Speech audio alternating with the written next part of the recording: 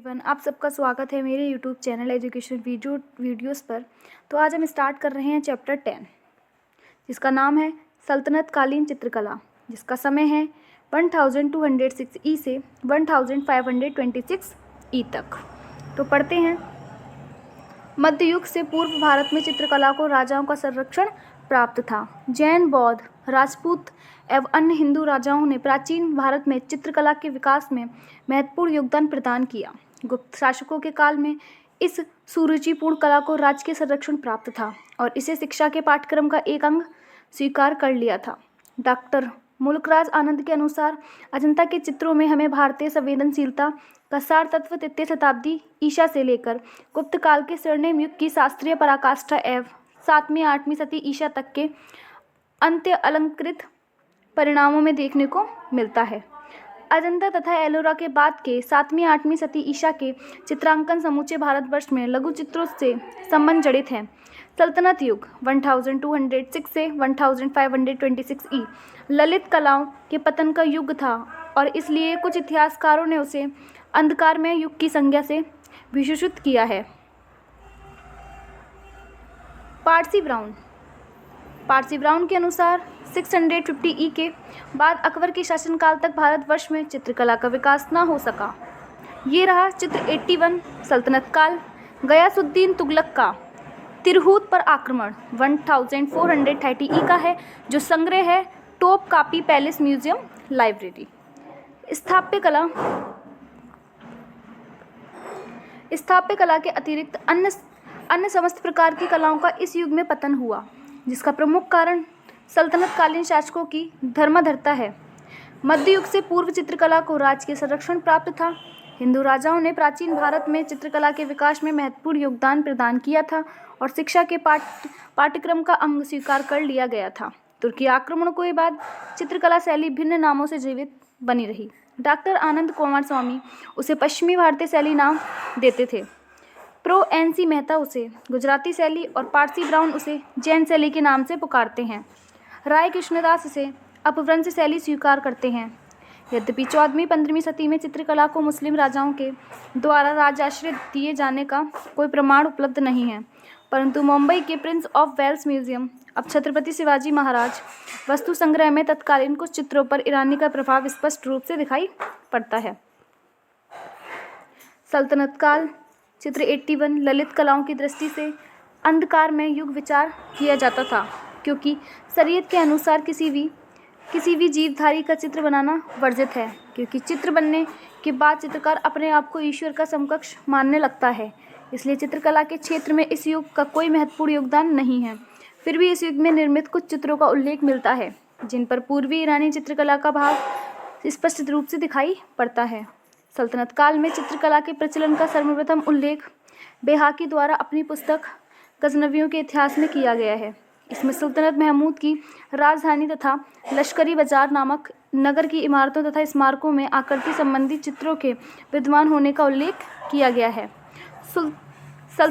सुल्तान महमूद के दरबारी कवि फारूकी ने भी सुल्तान द्वारा लाहौर में बनवाए गए एक भव्य उद्यान में एक मंडप की दीवार को चित्रों में सजाने का उल्लेख किया है। इस निगार खाना के बीचों बीच महमूद गजनवी का भी एक आदम कद व्यक्ति चित्र बना हुआ है, जिसमें उसे शिकार करते हुए चित्रित किया गया था। तत्कालीन लेखक ताजुद्दीन रजा के वर्ण में यह पता चलता है कि सुल्तान इल्तुतमिश के शासन के दौरान चित्रों के द्वारा सजावट का पर्याप्त प्रचलन था। 1229 ई में बंगाल के खलीफा के दूत के आगमन के अवसर पर उसके स्वागत के लिए बंदरगाह को मानव तथा पशुओं के चित्रों के द्वारा सज्जा का भी उल्लेख मिलता है। 14वीं सदी ई के लेखक इसामी ने भी अपनी पुस्तक फतुह उल सलातीन में चित्रकला के संबंध में रजा के वर्ण की पुष्टि की है और लिखा है कि इल्तुतमिश के समय में चीनी चित्रकार दिल्ली में गए थे, परंतु संभावना यह भी हो सकती है कि यह चित्रकार चीन से न आकर उत्तरी पूर्वी फारस या ईरान से आए हैं। समकालीन फारसी और हिंदी ग्रंथों में अलाउद्दीन खिलजी के शासनकाल में भित्ति चित्रों, पांडुलिपि चित्रों और कपड़ों पर बने चित्रों के प्रचलन के संबंध में प्रत्यक्ष तथा अप्रत्यक्ष प्रमाण मिलते हैं। आमिर खुसरो दहलवी की सुप्रसिद्ध कृति देवल रानी खिजखा से स्पष्ट उल्लेख है कि चित्रों की डिज़ाइनों के लिए अनेक प्रकार की कला का इस्तेमाल किया जाता था, जिनमें चक्रवों अर्थात छेददार झावों को उल्लेख है।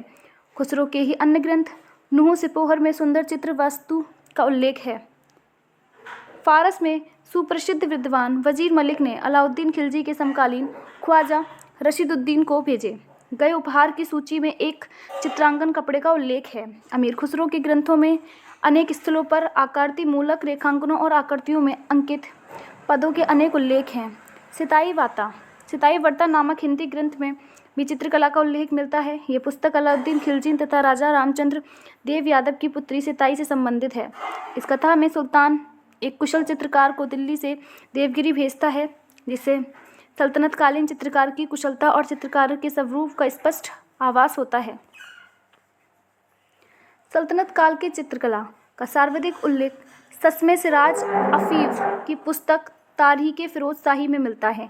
एक स्थान पर गैर इस्लामी प्रथाओं के प्रति फिरोज शाह तुगलक द्वारा अपनाए गए निषेधात्मक उपायों की चर्चा करते हुए अफीफ ने लिखा है, सुल्तानों में यह रिवाज है कि वह अपने आराम गृहों को आकृति मूलक चित्रों की दीर्घाओं से सुसज्जित करते हैं। फिरोज ने अपनी धर्मधरता के कारण इन दीर्घाओं में हिंदुओं राजाओं की आकृति को न लगाए जाने का आदेश दिया।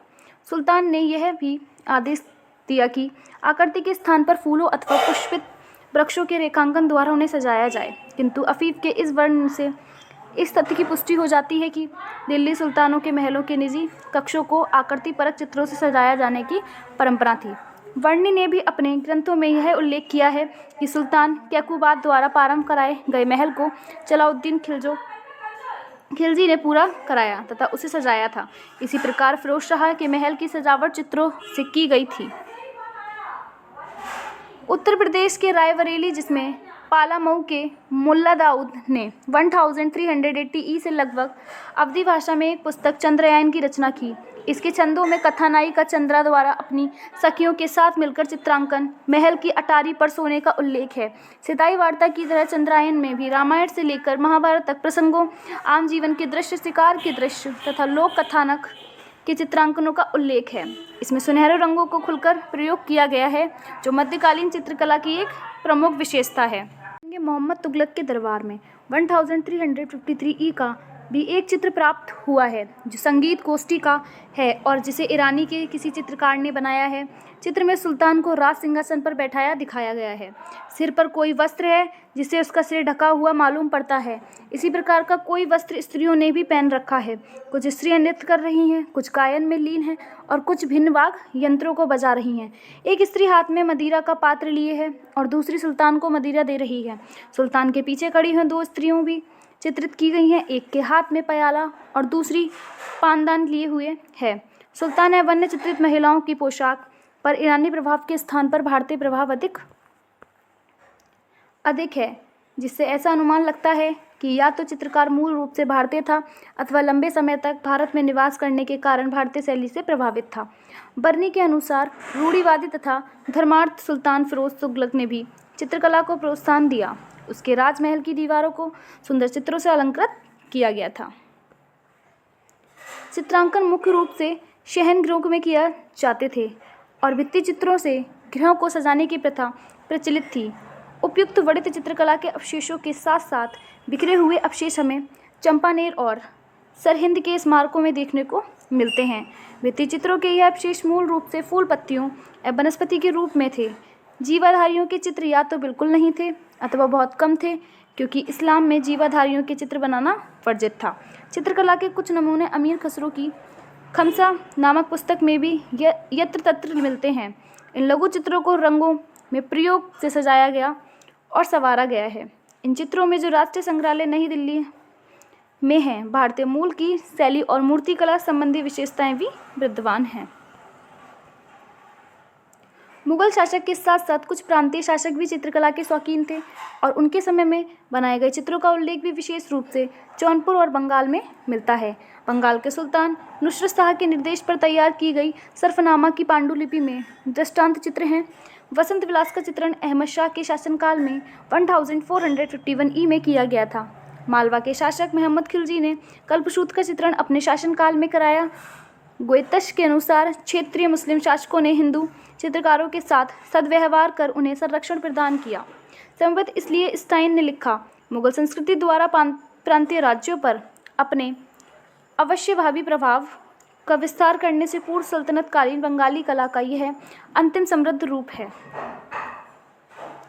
उपयुक्त वर्ण से यह पूर्ण स्पष्ट है कि यद्यपि सल्तनत काल ललित कलाओं के विकास की दृष्टि से अंधकारमय युग स्वीकार किया जाता है, परंतु जो कुछ थोड़े बहुत वर्ण चित्रकला के संदर्भ में उपलब्ध हुए हैं उनका अध्ययन करने के बाद हम ये कह सकते हैं क्योंकि सल्तनत काल मध्यकाल का शैशव काल था। अंत उस समय में जो भी चित्र बनाए गए थे धार्मिक प्रतिबंधों के होते हुए उनके महत्व के नकारा नहीं जा सकता। तो ये आपका चैप्टर 10 यहीं कंप्लीट होता है। चैप्टर 10 आपका इतना ही छोटा था, तो ये यहीं कंप्लीट होता है। अगर आपको मेरी वीडियो अच्छी लगी हो तो प्लीज़ चैनल को सब्सक्राइब करें, नोटिफिकेशन बेल आइकन को प्रेस करें।